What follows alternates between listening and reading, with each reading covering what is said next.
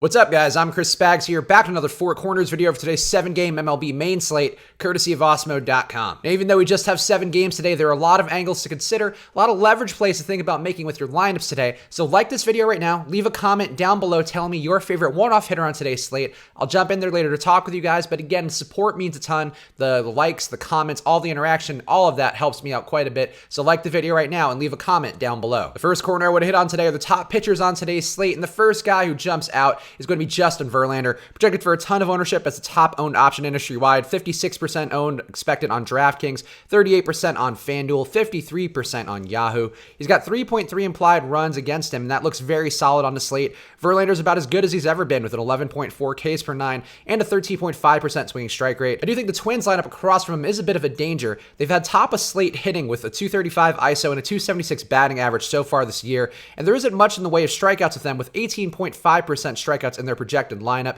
so it's not a great spot on paper for Verlander. The Vegas total is really what you're chasing there, and Verlander just being a great pitcher, so I have no problem going to Verlander with the field. I do think, though, the Twins being a team who can hit pretty well makes them an appealing leverage stack option as well. Eduardo Rodriguez versus the Tigers is not very far behind Verlander in terms of ownership, with just 3.8 implied runs against him from Vegas. The strikeouts have been there, and they will be there in this spot here with a 29.1% K rate for Detroit in this lineup versus left-hand pitching, but Erod's been getting hits so far this year with a 1.65 whip and 11.7 hits per 9 allowed. Erod's a very volatile player. A guy can give it up in a variety of ways, so I think there is some risk with him always, but the spot here does seem pretty good versus the Tigers, so I don't mind matching the field or coming close to it in the hopes that he does have a pretty decent strikeout day. And Jordan Lyles versus Arizona should also be a popular option today with just 3.8 implied runs against him according to Vegas.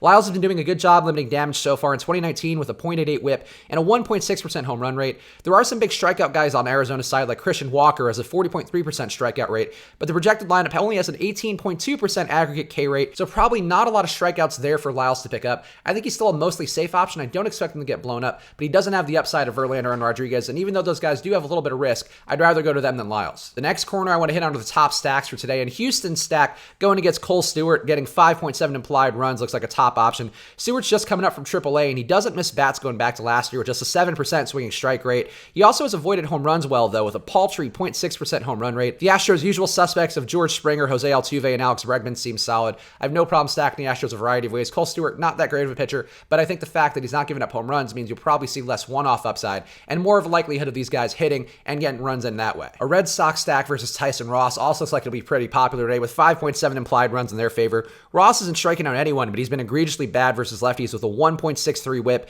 and 10.4 hits per 9 allowed to left-handed hitters. The Red Sox are awful as a team so far this year versus right-hand pitching with a 148 ISO and a 228 batting average, but they really seem overdue for some positive regression, so I have no problem going back to the Red Sox pretty much every night until they get out of this funk. I think it's a good spot here for them to get back on track. And a White Sox stack versus John Means is going to be pretty popular today with 4.7 implied runs in their favor. The ownership's going to be most concentrated on Tim Anderson, Jose Abreu, Yonder Alonso, Yohan Moncada, and a very, very highly owned Wellington Castillo, who's going to be one of the top owned options on both DraftKings and Yahoo. It feels like a bit of a risky spot because Means has been missing bats pretty well this year with a 14.3% swinging strike rate. He's also been limiting hard contact really well with a slate best 14.2% rate. So I think Means is an okay pitcher. I think I have no problem going to the White Sox because the team total does support it, but it seems like a lot of ownership for a stack, which I do have some concerns about because the pitcher on the other side seems like he's pretty good. The next corner I want to hit on are the low-owned options on today's slate, and a guy I just mentioned, John Means versus the White Sox, interests me quite a bit. It's his birthday today, and Orioles fans are very enthusiastic about him, but those don't matter as much as the fact that he's thrown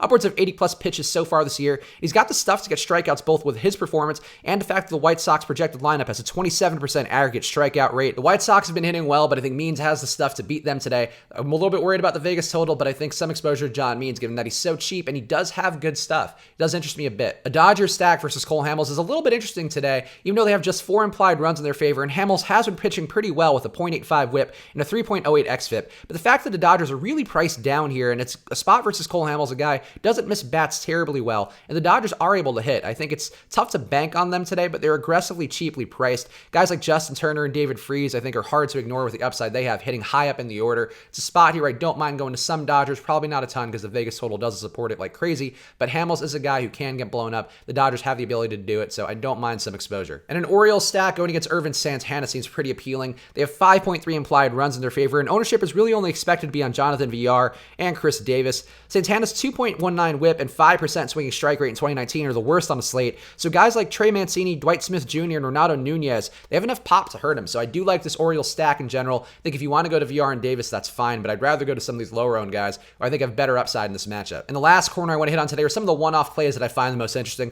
First guy I want to hit on is Andrew Benintendi going against Tyson Ross. Ross is bad versus lefties, as I mentioned out with the Boston stack, but Benintendi really can't kickstart this offense, and they're in need of a boost. And he's been good versus right-hand pitching with 386 OBP and a 307 batting average going back to last year. He's a leadoff hitter. He's in a good spot. He's reasonably priced, and he'll probably get a benefit here if the Red Sox do go off. So Andrew Benintendi would be an interesting one-off and a good part of a Boston stack. Nick Castellanos going against Eduardo Rodriguez is an interesting leverage play off of a popular pitcher. Castellanos has a 363 batting average and a 175 ISO versus left-hand pitching going back to last year. And he's also got guys behind him who can help him score, so I think it's a good spot versus Castellanos. He can pop one out in his own. He can get some hits, get on base, and score some runs if the guys behind him come through. It's a nice spot for him, and I think Rodriguez is a guy who's prone to blow up at least a little bit, so Castellanos to me seems like the guy who's most inclined to take advantage of it. Bryce Harper also interests me as a one-off play going against Jason Vargas. The lefty-lefty matchup isn't the best on paper, but Harper has a 242 ISO versus left-hand pitching, and Vargas can get shelled, so it's not a bad spot at all. Really, this whole stack versus Vargas probably is in a better spot, and I should have mentioned him earlier, to be honest, but I think Harper as a one-off jumps off the page as being interesting. Won't be super owned. He's at a reasonable price.